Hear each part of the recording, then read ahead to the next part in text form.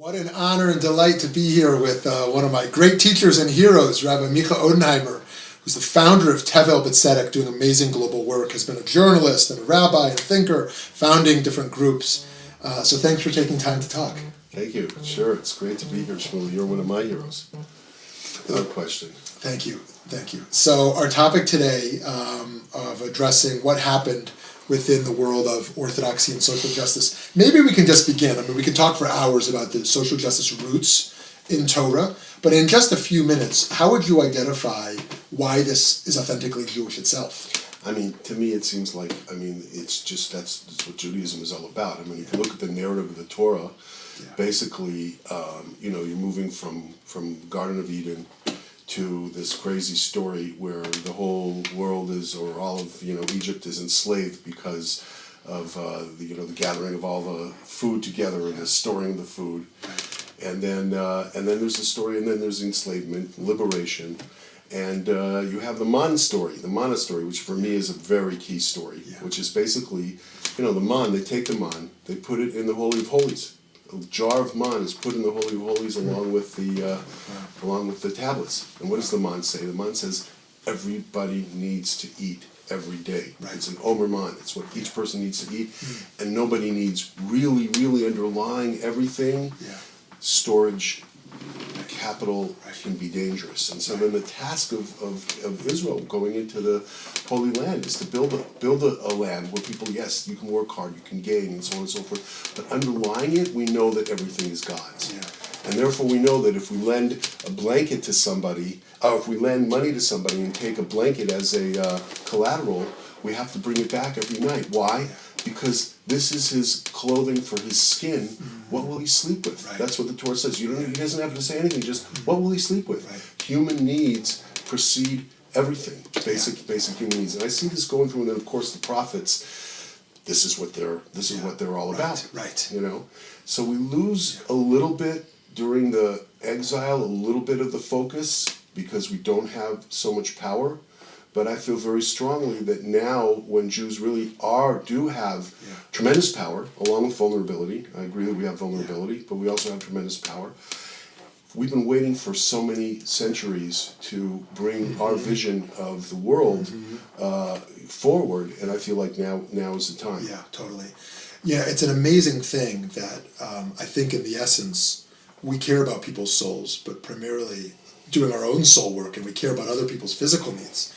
The fact that we care that everyone has food to eat and clothes to wear as basic human rights, and our obligations to make that manifest. It's a remarkable thing of what's kind of the priority here. Absolutely. So what happens? Sorry, go ahead. No, I just want to say that I'm very much with what Chabad says, which is they take this midrash that says God wished to create for himself a dwelling place in the lower realms, and that's about the body and physicality ultimately are no less spiritual. From the point of view of God, God is beyond spiritual and beyond physical.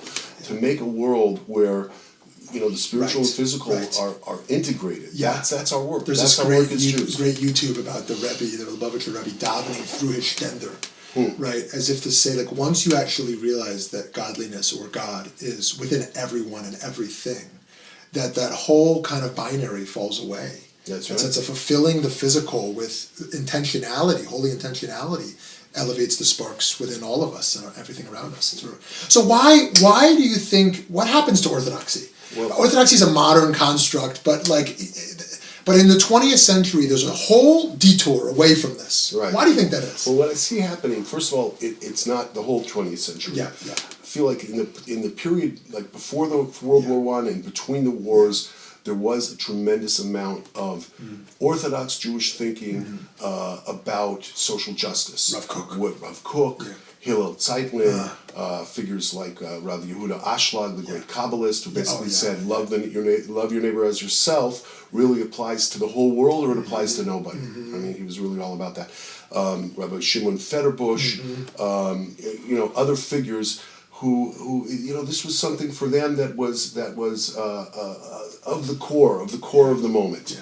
And then what happens after World War II, I think there are a number of things that happen. First of all, the Holocaust basically focuses people on survival and on the survival of Jewish identity, Right. both because the numbers have been decimated, wiped out, and especially in Orthodoxy, Right. and because of the threat, therefore, in this weakened state of assimilation, either into the global, into the United States, into U.S. culture, or into Israel, where it's very attractive to now become an Israeli secular Jew. So that's first of all is that focus on survival and that focus on fear of the differentiating, outside. fear of the outside, differentiating between us. Right. All the mitzvot that then are about how we're different than others, and even how we don't fit in with reason and rationality become ever more important as markers of identity. So that's number one.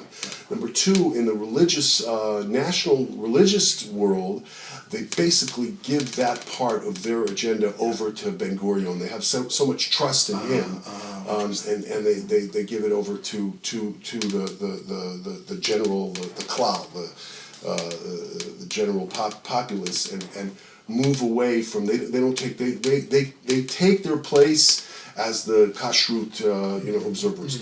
Then I think the third thing that happens is there's this huge disappointment with Soviet Russia.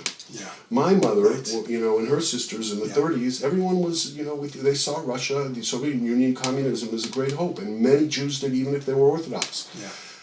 There's this huge disappointment with Stalin, huge disappointment with his war on religion, war on the Jews. There is this new and being enamored with the United States, where the Jews are thriving. There's the donors that are coming for all the Jewish institutions that have done very, very well in the United States. There is, I think, also a kind of being enamored with science. Orthodoxy can't take in so much of general culture, but we can take in science. And we take in science, and then we think, look at all these. There's sometimes confusion between the progress that has been made in the modern world and instead of attributing it to science, which was often supported by public funding, attributing it to, well, this is capitalism. This is capitalism. This is growth. So we know in America that Orthodox Jews right away are going to be capitalists, right? But in Israel, which is kind of built on a socialist foundation, how does that transition in Orthodoxy play out from a socialist ethos to a capitalistic ethos? Does it play out the same way it does in Israel at large? I'll tell you what happens there is there's one more element. There is the pressure of the world at large, and even the kibbutzim start to crumble in some of their ethos. But there's one more thing, which is that Begin and the right is perceived as being more sympathetic to Jewish identity than the secular left. And then after 67 and in the 70s and 80s, the settler movement replaces social justice as the main project of the national religion. So when I grew up in Bnei Akiva, to become, to realize the values of Bnei Akiva was to go to kibbutz, to go to a religious kibbutz. And now that's gone, and it's to go and build, to build a settlement. So that's another thing that happened. Right. So the vision we're talking about is really kind of radical. It's that we want to learn Torah, we want to daven, we want to do the rituals and the mitzvot, right? We're committed to seeking a Kadosh Baruch Hu in the world. And yet we think that not in addition, but part of all this is that we care about the workers' plight. Right, we care about racism and xenophobia and homophobia and feminism, and we care about those who are downtrodden in the world. We care about people being fed. We care about justice. And many people think, Orthodoxy, you can't care about that too. You're busy enough. You got to learn the Tosfot. You know what I'm saying? So how do we get back on track? What would it look like to say that Orthodoxy could make a real shift in the 21st century to still be committed to ritual and Torah and seeking God in the world, but also to be really on the front lines globally? Right. Well, I think one of the problems in Orthodoxy is that what makes it so successful is that we create within Orthodoxy often a virtual world. We create our own beautiful matrix where we're studying these incredible texts and we're keeping Shabbos and we love each other so much. But we feel threatened. This world might feel threatened by an encounter with reality. It's like there's a story about there was one Hasidic group that used to call their Rebbe up every Shabbos for Shishi, for the sixth Aliyah. And then they would say as if they were listening, and then they'd say Amen. And the Ger Rebbe, who was very sharp, he said it would be more impressive if they called them up for Hagbah.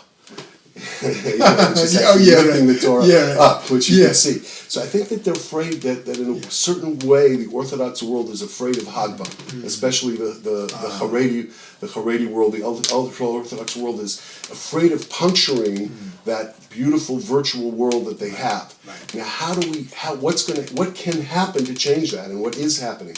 I think one thing is just the urgency. Yeah. I mean, the urgency of understanding that if we don't get behind the environmental movement, behind stopping climate change, which now is also very connected to social justice. You can't separate environment and social justice. That we're going to perish. That we're going to be in supreme danger. So I think to the extent that we understand the urgency of it, that's number one. Will change things, and I hope is already changing. And of course, part of the midot there is that it's not just the muna. There's hishtadlut. You have to actually do the work in the world. Right. You can't just say God's going to work out the climate. Right. Absolutely. Yeah. Absolutely.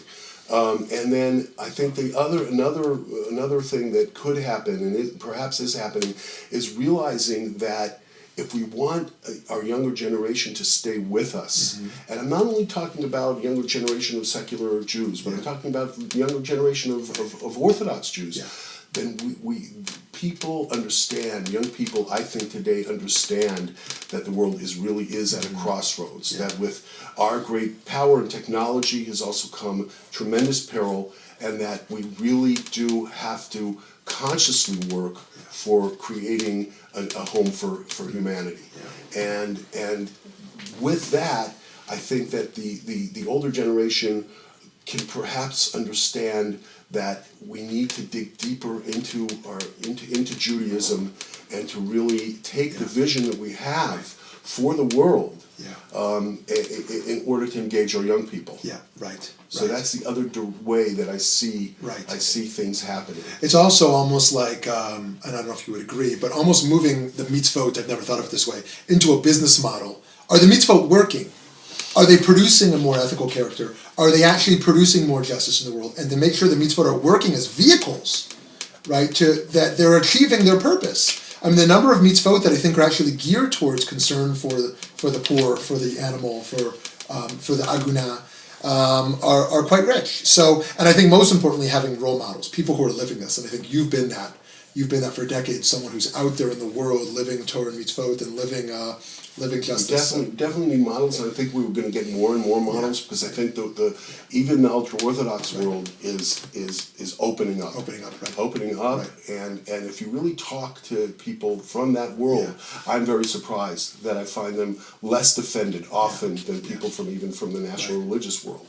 And you point out to them, that, for example, that the Baal Shem Tov says, this is something I like to put out there, Baal Shem Tov says that we have, just like we have Kol Yisrael Avrevim Zelazeh in all of the mitzvot, all of Israel is connected and responsible for each other, that we are responsible with the non-Jewish world for the 7 commandments of Noach.